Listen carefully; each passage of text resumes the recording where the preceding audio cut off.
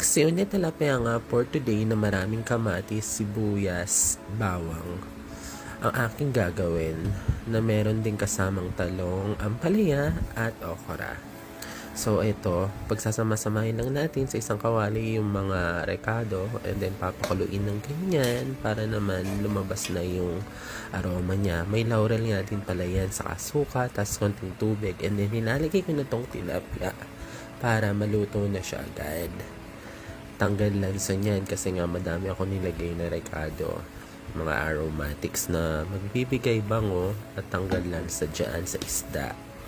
And then kapag naluto na yan at kumulo, ilalagay ko na rin itong okra para naman okay na siya kasama nitong ampalaya din. So yan, kapag naluto na yan, ilagay na natin yung talong, ihuli lang natin siya kasi mabilis lang siyang maluto. Just like that. Salansan lang natin yan hanggang takpan natin. Saka ayan na, luto na yan. Pwede nang kumain after that. Sana may food na din kayo.